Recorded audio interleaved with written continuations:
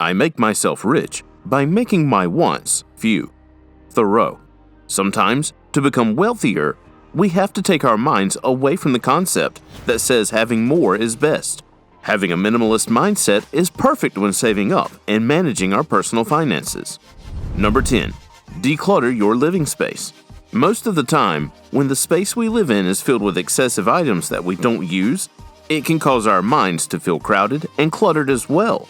An unclear mind has been proven to make far less good decisions than a mind that is focused and free from random thoughts. And if you're unable to make good decisions, then there's more of a chance that you'd make poor financial choices as well. Think about it. If everywhere you turn in your home, there's a random item occupying space, then won't such items serve as distractions from the things you should be focused on? And if your mind is constantly straying, then it could lead you to the belief that you need certain things when you actually don't. For example, you're looking around your living room and you notice that your CD stand is overcrowded. Most of the time, the following thought you'd have is, I need to buy a bigger CD stand. Instead of a more practical thought, which would be, do I use all of those CDs? Maybe I should get rid of some. So this is how a cluttered space can lead you to purchasing what you think you need, but actually don't.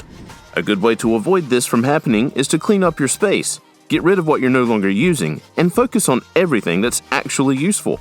A clearer space will appear more open, giving you more room to breathe and be content with what you have. That's why decluttering is a great first step to take to develop a minimalist mindset. Number 9. Simplify the way you dress. Fashion nowadays is crazy, and there are just so many brand names out there that keep trying to convince us that we need to have everything they put out. Dressing nicely is obviously a good thing since it allows our confidence to grow and for us to feel presentable, but we can actually do this without buying anything too expensive. Sometimes, wearing a simple blouse or a pair of jeans and sandals can look just as nice as a designer blouse that costs twice as much. There are lots of stores out there that sell affordable clothing that looks as nice as the expensive things advertised to us daily. What we wear doesn't have to be designer. It's just clothes, and how good an outfit looks depends on how you carry it anyway. So if you're notorious for spending large amounts on intricate outfits, but you want to save more by being a minimalist, try to think simply when it comes to your clothing. It won't hurt to dress in what's not in style. The minimalist doesn't even care for style. As long as they have something to wear, they're satisfied. Number 8. Sell belongings you don't need. This can go with decluttering. Having a yard sale to get rid of what you're no longer using will not only add to your savings, but will also help with clearing your space and with building the mindset of a minimalist. It's all about seeing less as more, so giving away things that have been adding to the more in your house will definitely help with that. If you don't think that there's anything of yours worth selling, then you should try doing a thorough search throughout your home. There's lots of things you probably think you need, but actually do not. For example, if you're trying to develop a more simple style, then it might be wise to sell the clothing you used to wear to avoid seeing them, and becoming tempted to purchase outfits as expensive as them again. Or, if you had a particular phase in your life, and you bought gadgets to go with it, then you can sell them too. Did you once try to learn the drums but realize that it wasn't your thing? Sell your drum set. There's no harm in doing that. You likely have way more things you can sell in your home than you think. Number 7. Value your experiences. The time we spend with family members and friends is often overlooked in the grand scheme of things. The minimalist, on the other hand, recognizes that true value comes in not what we have, but in the people we spend time with. If you're the type of person who meets with friends every week or often goes to family gatherings, then you should definitely try to cherish every moment with these people. Recognizing the value of relationships is a great way to untangle ourselves from the belief that material things are what will make us happy. You'll find yourself wanting to purchase much less once you're able to enjoy the people around you more. Because our loved ones, those we have a good relationship with, are really what truly matters in this world. Number 6. Focus on your priorities. Often, the extra expenses we end up with arise as a result of side events that come up in our lives. Our ultimate goal could be to buy our own house, but along the way, we end up letting our money go to outfits for high-end parties we got invited to, cute trinkets we saw while running errands, jewelry that was on sale while we were at the mall, and other small things that culminate into one big expense at the end of the day. But if we took the minimalist approach, then we would realize what our priority is and ignore the other small things that seemed appealing. They would not matter to us due to our belief that less is more. We don't need every little thing we see. If we have a goal, then it should be prioritized and dealt with above all else. Once we achieve our goal, then we can continue living simply. Other expenses that should be a priority are bills and other things that we need to pay. Try making a list of your priorities if you're serious about developing this mindset. It would be a good place to start. Number 5. Get rid of excess paper. Nothing piles up more than paper. We get paper from workshops, pamphlets being handed out at the sidewalk, from the notes we take, and from things we print.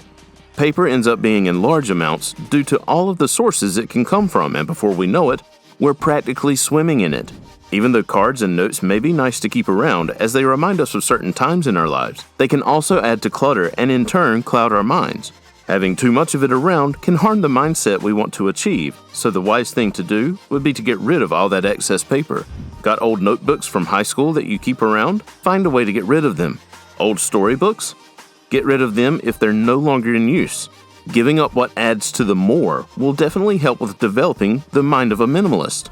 Number 4. Clear up your devices. Clutter doesn't only show itself within your physical surroundings. There's also plenty of it digitally too. How often do you get sent a document for work or from the clubs that you're involved in? Do you delete them right after you're done with them? Likely not. Other things come up and we forget that they're there, so we end up with unnecessary things on our devices as well. If you'd like to change the way that you think, deleting old things from your laptop and phone will definitely help.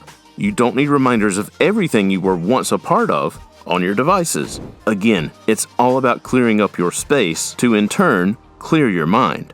So delete what you have no use for so that it can feel like you're getting a clean slate. Number 3. Meditate. A lot of people who try to see the beauty in simplicity also engage in activities of mindfulness like meditation.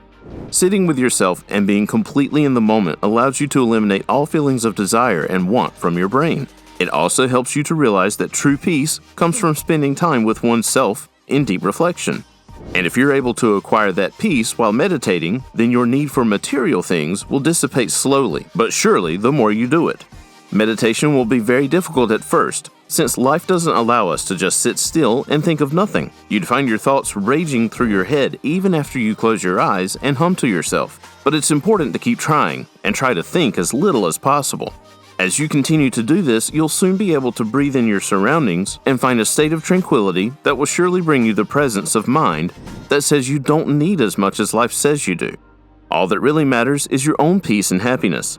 And if that can be acquired through deep breathing, then there's surely little to no need to spend so much on unnecessary things. Number 2. Eat what you make. Eating your own homemade recipes rather than going out to a fancy restaurant can truly show you that you have everything you need at your disposal. For every delicious and fancy meal prepared at your favorite restaurants, there are recipes that show exactly how to make them on your own at home. As long as you have the necessary spices and ingredients, you should be fine. Preparing your own food within your space can be a great way to prove to yourself that you do not have to go out and buy what's often advertised on TV as superior food. If you can make something equally as delicious by yourself in your own space, then your desire to go out to eat will become less and less as time goes by. Even if you're not a great cook, practicing cooking will surely get you to a point where you can rely on yourself for food rather than large food establishments. So go ahead and do some research on how you can make your own version of what people eat at restaurants. You can also develop your own special recipes that only you'd know how to make once you become good enough at cooking. It's completely okay to make your own food, and it's actually better for your health in the long run. If you enjoyed it so far, please like this video and leave a comment. What is your best way to save money? Number 1. Value what you already have. With the media constantly shoving into our faces what we just have to get, it's hard to see that we probably have plenty to begin with. Are you able to feed yourself? Do you have electronics to keep you up to date with current events? Are there clothes in your closet? Can you clean yourself within your own space? If you've answered yes to these questions, then you are very, very well off. The minimalist is able to look past all of the extravagant things that the world insists we need and to just breathe in what's already before them. You can do this too if you make a list of everything that you're grateful for. If you start listing now, you may not be able to stop.